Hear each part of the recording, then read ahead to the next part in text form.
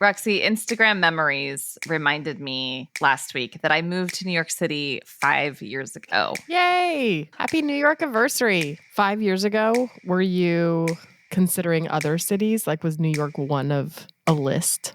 There was only one other option, and let's say he is really into cowboy hats, brisket, and personal finances. Sounds like a honky-tonk good time to me. You don't see many cowboy boots in New York City. Don't forget the naked cowboy in Times Square. From Religion News Service, this is Saved by the City, a podcast from two Christian women having a whirlwind love affair with New York. I'm Katelyn Beatty. And I'm Roxy Stone.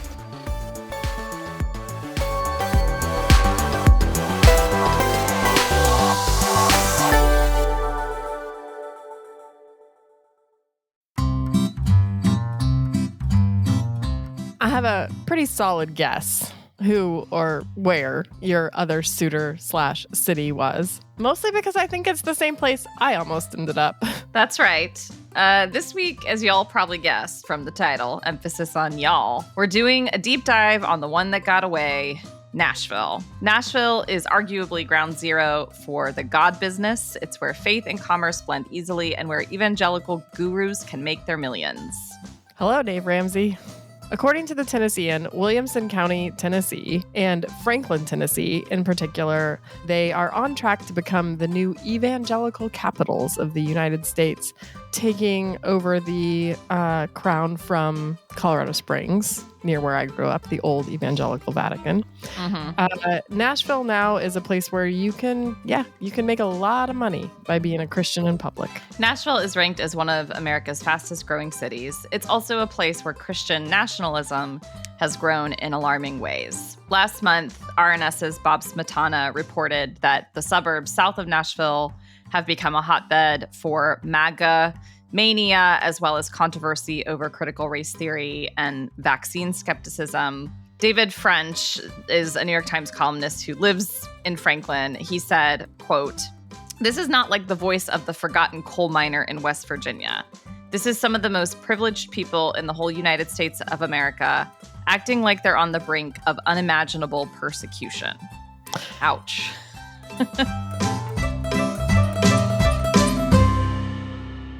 Yeah, part of what Bob pointed out in his article on the rise of Christian Nashvillism, which I see what he did. He didn't do it. Technically, Phil Vischer first coined that phrase, but it's a good one.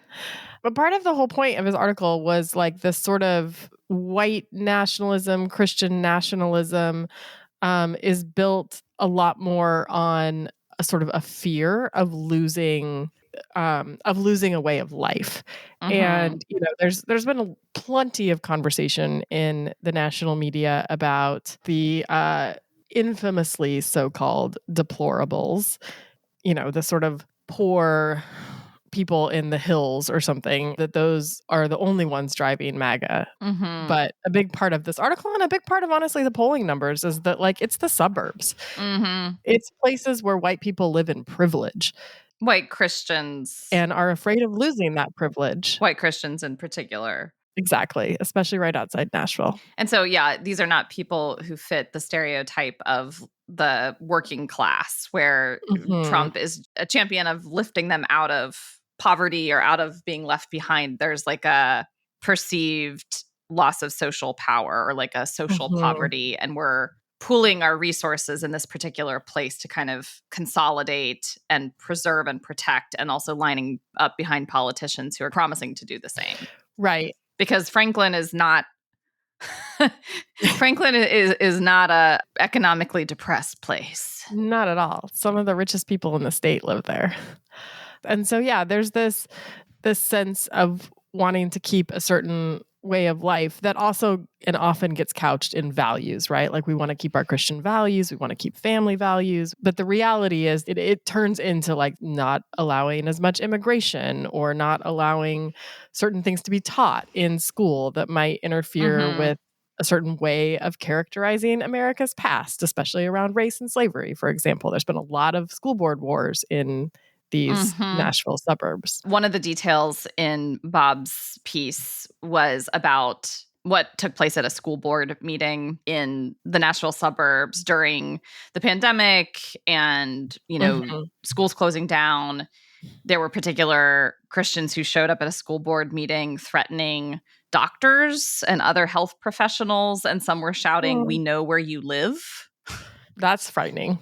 I mean, you hear about how awful school board meetings were over the last few years, and it's like these are Christians kind of like making these threats to people trying to do their jobs. Well, let's go back. Why did we almost move to Nashville? Now, I take it neither of us were like, I want to move to Franklin. Not the least because I doubt that there would have been many homes we could afford in Franklin, but Nashville broader, obviously what's happening in Franklin and Williamson County does not account for every subculture or group or neighborhood in Nashville. So why more broadly did we want to move to this city? Let us rewind. In your case, 5 years. In mine, more like 10. But then also again, like 4 years ago, I thought I was again like, do I move to Nashville? Really? You had thought about it after you left Orlando. Right. When I was moving from Orlando to New York, Nashville was on the list. And then when I left New York for a couple of years, for about a year and a half, I guess, when I was kind of deciding, do I want to move back to New York? The other strong option for me was Nashville, as well as Colorado. And so why did Nashville end up on your list twice, do you think? Friends. Yeah. I mean, that's really what it boiled down to. I have my strongest locus of friends is New York City and Nashville. And weirdly, when I left Orlando, it was sort of, all my friends in Orlando were kind of relevant. I met them all at Relevant, the workplace magazine. Yes. When you say they were all relevant. Exactly. I don't mean they were culturally relevant or something, although that was supposed to be the point, I guess. But anyway, so all of my friends had come from work, and in Orlando, most of them were that or work adjacent.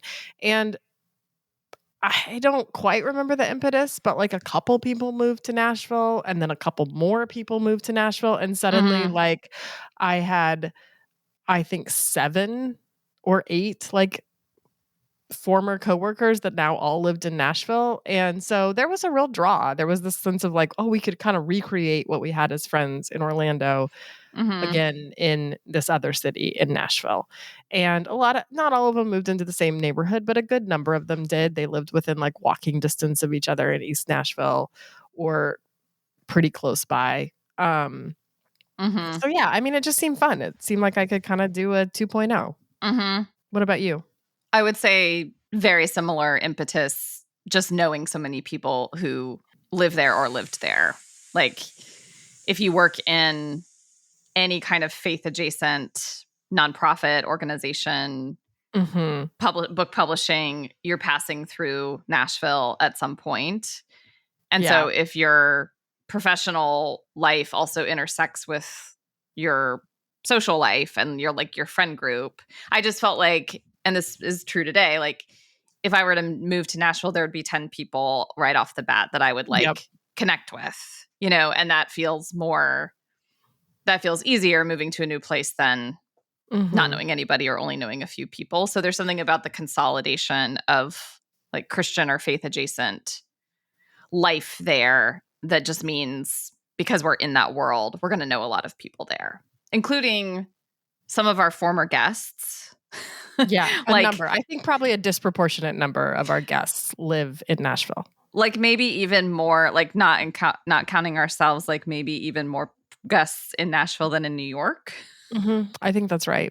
Russell Moore, Audrey Assad, Annie Downs, Annie Parsons used to live in Nashville, Amy Grant.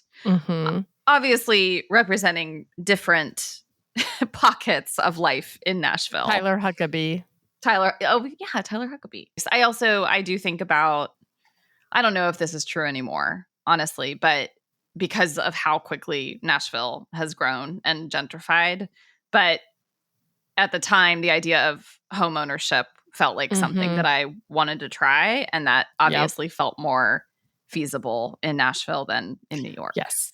All of my friends who moved from Orlando to Nashville own homes in Nashville now. And have probably benefited from that. I imagine quite a lot. Yes, we benefited from the boom. Yes, there has Nashville. definitely it been is a a growing boom. city, and it's the Christian industry is a big part of that. Also, of course, you have Christian music industry, and then the publishing and the personal finance and everything else. But you've also got country music, and then there's been a huge influx of tech companies that have come into Nashville too. So it's a popular destination. It's a place people are moving to. One of our former guests, Kate Shellnut, used to live in Nashville for a time. She's a religion reporter, and she has said all religion reporting roads lead through a greater Nashville, apparently. So it's a place where, like, if you want to understand religion in public life, or especially Christianity in public life, you need to spend some time in Nashville. I didn't have a chance to do this in my book on celebrity, but I could have spent a whole chapter just on the Christian celebrity world of Nashville. Like, how many writers, influencers, leaders, gurus have camped out in Nashville. I think because it's a place where individuals can be very entrepreneurial and like depend on these loose kind of informal social connections to get going. Definitely. Yeah. In a way that's like much harder to imagine here or in other places. Yeah. And I've watched in my years in New York, I have watched a number of my New York friends, particularly friends or acquaintances who work in some kind of Christian industry. I have watched a lot of them move to Nashville. And some people who own their own businesses, but they're sort of Christian businesses, because I think it's just easier to operate in Nashville, where there's a whole network of other Christians who are also entrepreneurial and who can support each other. And obviously it's a little bit cheaper.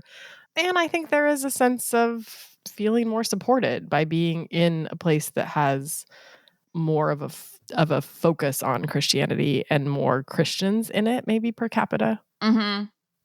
Yeah, I've heard someone say that being a Christian in a place like Nashville, and certainly other parts of the South, but definitely in Nashville, is of personal benefit. It's not just neutral, or it's certainly not a mark against you in the way that it might be in a place like New York. If not a mark against you, then at least it's not going to like earn you any points per se. Right. But being publicly identified as a Christian and having Christian identity be part of your brand or whatever you're trying to get done is going to help you in Nashville, which is why I think I feel a little skeptical of it. Or say more. Well, I think when Christian identity is tied with accruing or consolidating financial, social, political power, you start to ask, and I don't have a particular person in mind, but you do start to ask, what is the motive behind identifying as a Christian? Is it because it's convenient? I mean, I'm sure we grew up hearing about like cultural Christianity, like cultural Christianity versus real Christianity. And obviously that's too simplistic, but I do think in a place like Nashville, it can be easy to kind of check all the boxes of faith identity without necessarily having to do the work of identifying it for yourself beyond what you could get from it, or identifying with like a group, like that strong group identity. Yeah, which is something we've talked about on the podcast before. I think some early on of some of the ways that New York has, for us, felt like it bolstered our faith was a sense that like you had to claim it. You can't really be a cultural Christian in New York in the same way. Like otherwise you're just kind of not a Christian. Like you don't Right. There isn't like a pull to church for like a social kind of reason or an expectation. And so like you have to make yourself go. Mm-hmm. And yeah, I think in a place like Nashville, especially when your livelihood is wrapped up in it as well. If you work for a Christian company, for Right. example, there's a way that like you kind of have to be a Christian. Mm-hmm. Mm-hmm. I mean, I don't feel this way now, but certainly when I worked at Christianity Today, a part of another Christian bubble, Uh-huh. Mm-hmm. it was sometimes difficult to distinguish between kind of public professional identity and personal faith identity. I agree with that. Like, was there even space to consider that in certain ways I might have slightly different convictions than like the formal creed of Christianity Today, or, Right. I don't even have something specific in mind that I was wrestling with. Just that I think when your livelihood is tied up with faith identity, you're disincentivized to really wrestle with some of the thornier dimensions of faith, because at least doing so kind of in any sort of public way, because you want to keep your job, and keeping your job means kind of aligning yourself with a kind of institutional faith identity. Yeah, definitely. And Bob, again, has written quite a bit when it comes to some of these companies. And like, I think especially Dave Ramsey's company, where there are a lot of requirements for working there to adhere to a faith value system. Mm-hmm. And that includes things even like sex outside marriage. And in order to be an employee in good standing, you have to adhere to those. And there's sort of a whisper network, like if people find out, if your boss finds out, or then like your job is in jeopardy. I feel as if we could spend a whole episode. On that. That being insane. I mean, I am so glad that my life is not policed at that level. But yes. Well, and as I understand it, and everybody should go read Bob Smetana's report on this on Ramsey Solutions. The title of the report is "At Dave Ramsey's Company, Some Sex Outside Marriage Was Okay, Court Documents Show," because one of the top leaders at Ramsey Solutions was in fact having an affair. Mm-hmm. And there's evidence to suggest that other top leaders knew of this behavior, but kind of granted him this grace or second chance or whatever, while a woman who got pregnant was fired because she wasn't married. Allegedly. Yeah. So, with the whole like righteous living rules, it's at least good to enforce them consistently. But I'll grant you that if you're going to have them. This episode isn't about Dave Ramsey and Ramsey Solutions, but when you talk about Nashville, I understand that, the Ramsey empire takes up a lot of airtime and air in the room in a place like Nashville. Mm-hmm. Yeah. This way that sort of Christian capitalism, Christian entrepreneurialism, like it really seems to thrive in Nashville. Yeah. Nashville is a place where personal wealth and personal faith have a very comfortable relationship. Mm-hmm.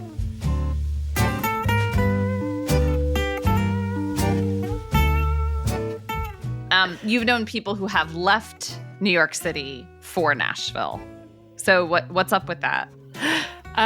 If you could speculate the motives of their hearts, what would you say?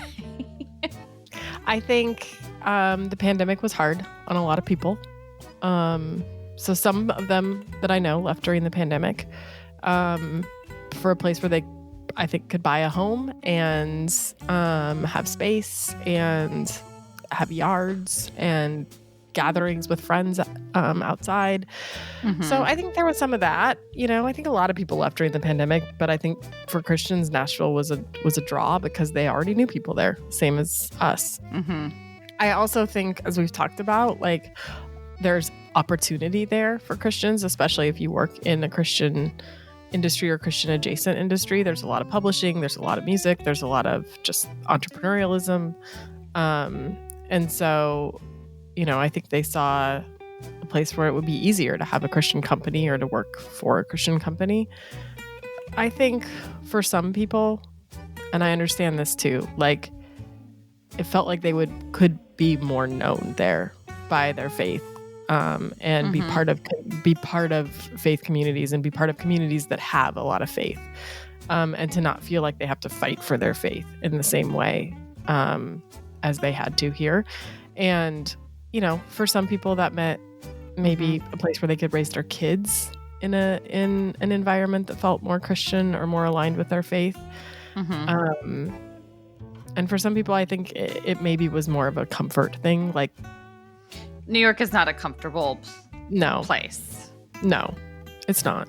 And in a time of incredible social isolation and the city shutting down, like, who could blame any of us for wanting comfort, for wanting there to not be as much like friction in daily life. I'm thinking about Annie Parsons, who until last year lived in Nashville for several years, and we would connect over the phone or Zoom during the pandemic, and she was always telling me about this family down the street that she was like potting with them and going over to their house on a regular basis and seeing their kids. And I just thought, wow, that would be so nice. Like, I know. Like the ease with which that happened, that like neighborliness, especially for her being a single woman who was living, in her own place at the time. I just thought that sounded great, and certainly is easier in a place like Nashville. One of my good friends, also single in New York, moved to Nashville toward the tail end of the pandemic, kind of did a half and half for a lot of the pandemic. But I think a big part of it for him was when he was in Nashville, he just saw people more often. Like he was staying with a friend, and they had he could just sit out on the porch and people would stop in, or they would have, even when they were staying outside, there was just more opportunity for that, for these backyard hangs. And I mean, honestly, I was jealous when he would tell me about it. I was like, yeah, I get that. Like, we just go through so much to see people here. There's no porch sitting here. To get to anybody, you had to get on a subway. It was harder. And I don't blame him for choosing Nashville over New York, especially after having that experience through the pandemic. And I definitely think for single people, there's a lot of ways that, that was a real draw back home, wherever home was, whether or to places besides New York, whether that was Nashville or back home. Yeah. As an aside, my nephew, we were talking about Christmas decorations, and he asked if I put up lights in my backyard. And I was like, well, I don't have a backyard. I live in this big building with other people. And it was just a funny reminder that the way we've chosen to live is kind of weird in a lot of ways. Yes. Yeah. That's a good segue to our next section, which is, what would our life look like if we had chosen to live in Nashville instead of New York? Well, I'd probably sound like this. I'd have a real soft, warm, welcoming, y'all come back. Now, this is all stereotypes. It is. Yeah. That would be like somebody in Nashville being like, get out of my way. Exactly. Give me some pizza. Come on. All right. Alternative universe Nashville selves. Well, what would we be doing for work? Probably something not terribly dissimilar. I was going to say, I mean, there's a lot of Christian publishers in Nashville that you could work for. Yeah, or you could just remotely do what you do. Yeah. There's so much religion news to cover in Nashville. So I think I'd probably still be doing what I'm doing. Yes. Although maybe not, because I did have a different job when I first thought about living there. I was working for a Christian company for Barna, and one of my dear friends in Nashville also worked for Barna, and I sort of had this wonderful fantasy of us working in each other's living rooms and doing our jobs together, in an office culture, if you remember that. But we would do that together in Nashville. So maybe I would have stayed more in that world. More kind of explicitly Christian company, organization. Yeah. That makes sense.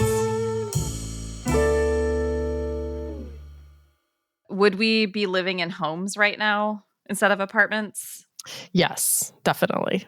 I would have liked to have bought a place maybe in East Nashville. That's where a lot of my friends Mm-hmm. are, or kind Mm-hmm. of in that vicinity. I don't know all of the neighborhood names. Mm-hmm. That's the area where I could maybe have afforded a place too.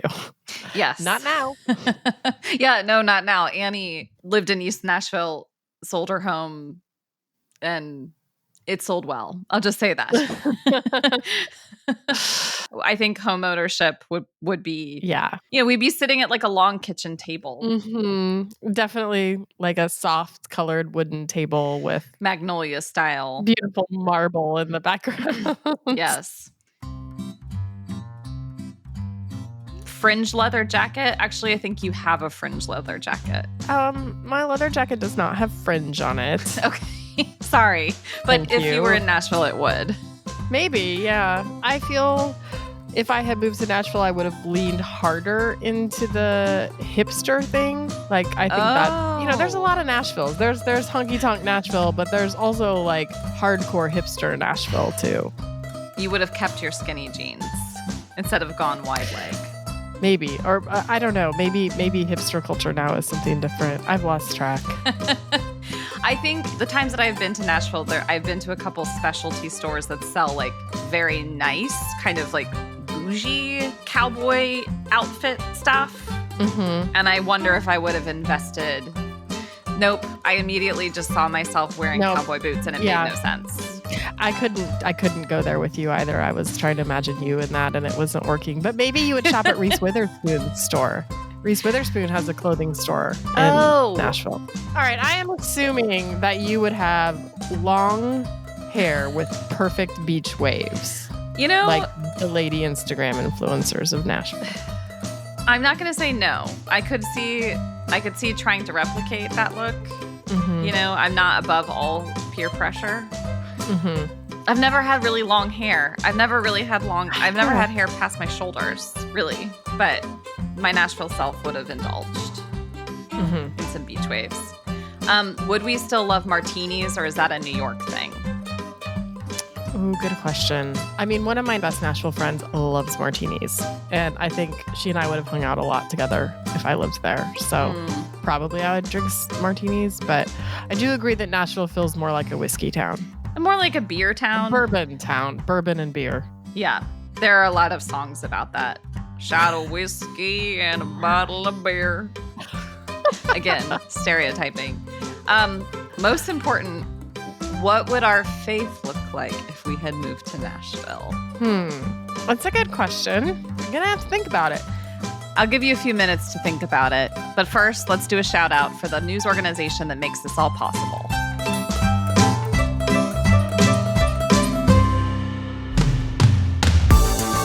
Religion News Service is an independent, award-winning source of global reporting on religion, spirituality, culture, and ethics. Whether you celebrate Hanukkah, Christmas, Kwanzaa, Diwali, or nothing at all, RNS has you covered. And if you like what we're doing at Saved by the City, let us know. Throw us a rating or a review. It goes a long way toward helping get the word out about the show. We wanted to share some fun news that Saved by the City won a Religion News Association award last month for enterprise reporting, specifically for our summer series on celebrity in the church. Woo!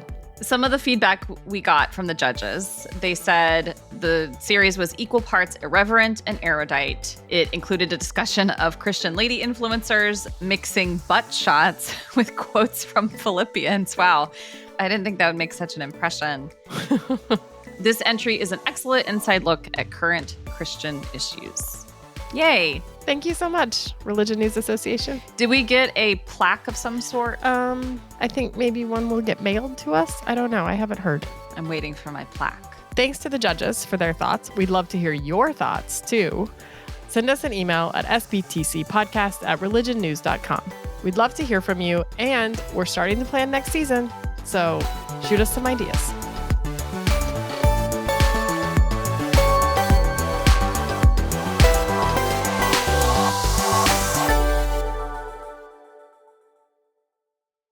So back to that question.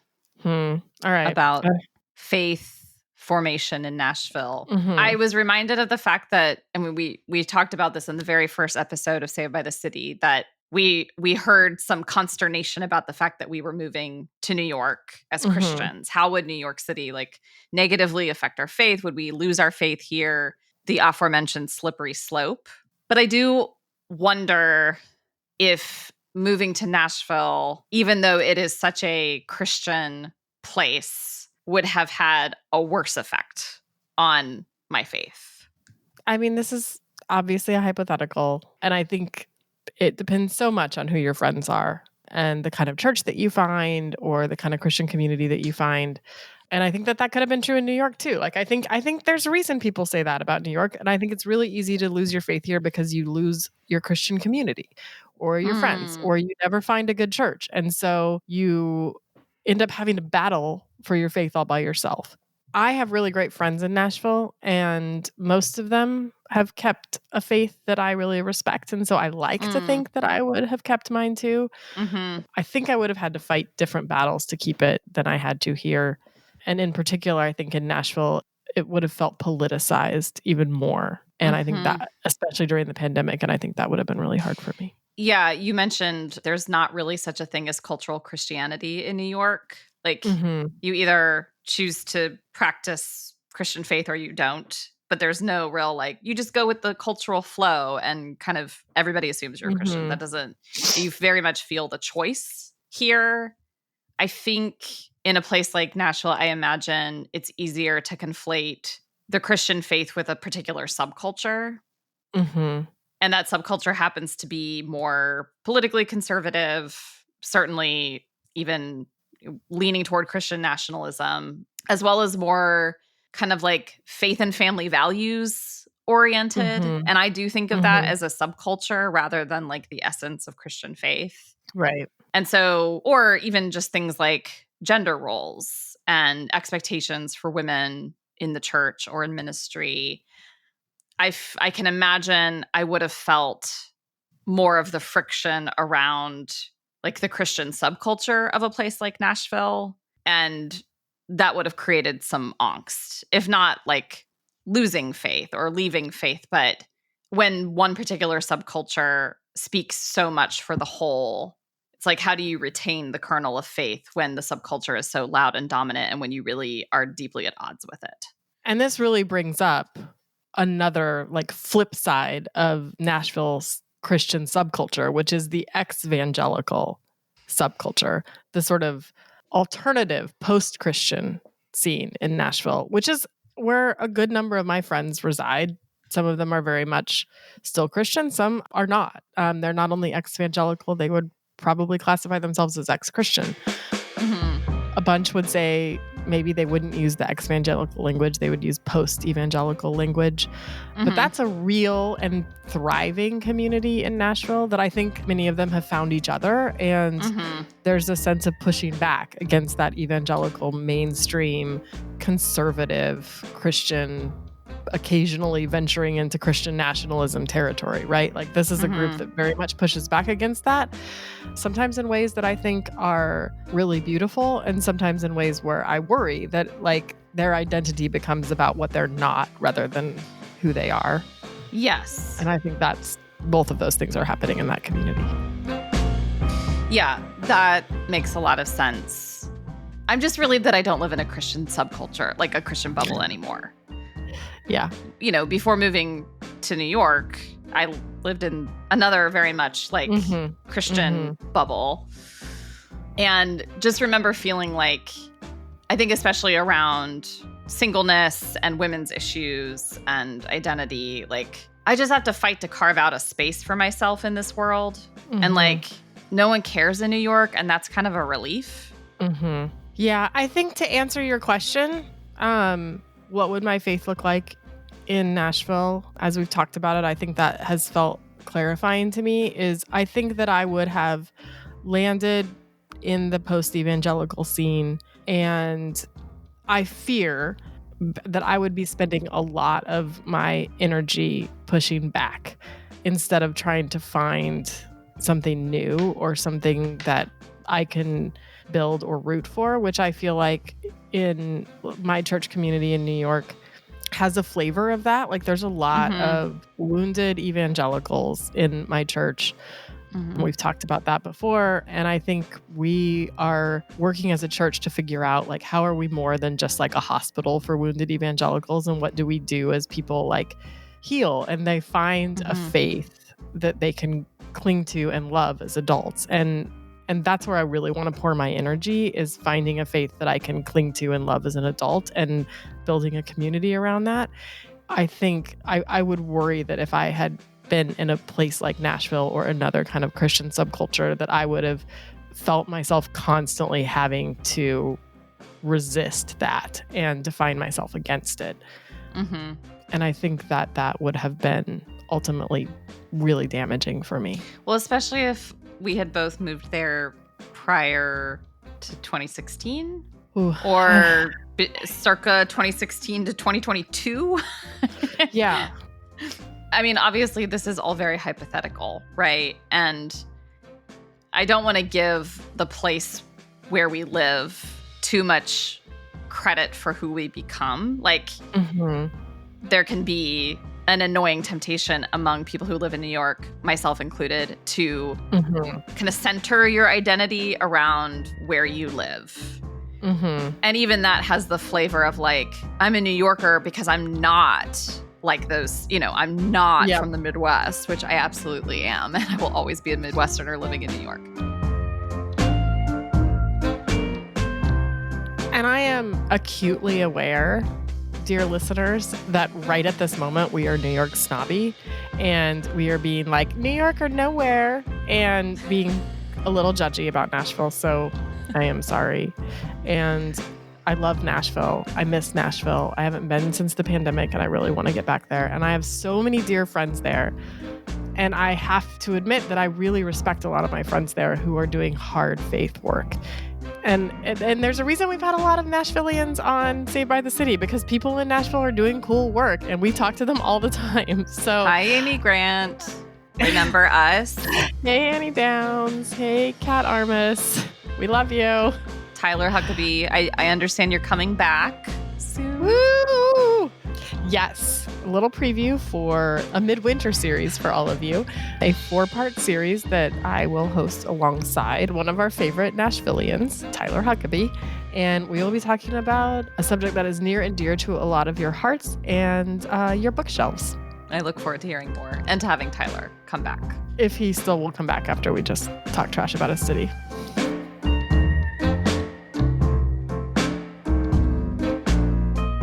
I want to apologize for doing the twang, because I know a majority of people in Nashville probably do not have a twang, nor do they fit the stereotypes of, like, I don't know, a honky-tonk bar. Like, there is an incredible amount of diversity and life paths you can choose within a place like Nashville. And I also acknowledge that as much as I'm glad to not be in a Christian bubble, New York City is its own kind of bubble. And certain assumptions about New York being the center of the world, that's really annoying. Like, I hate it when we do that. I know. I do too.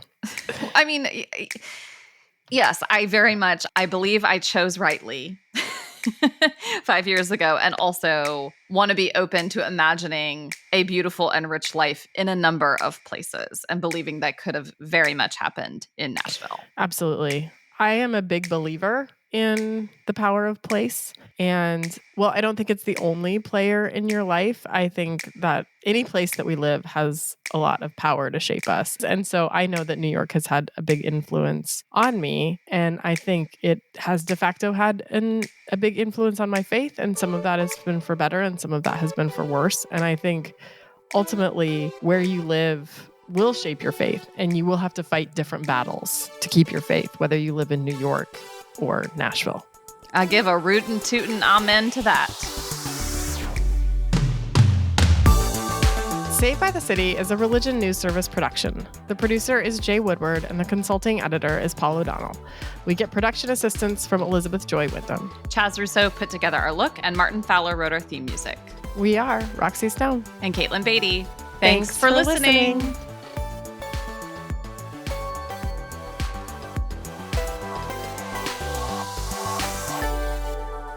Yeehaw!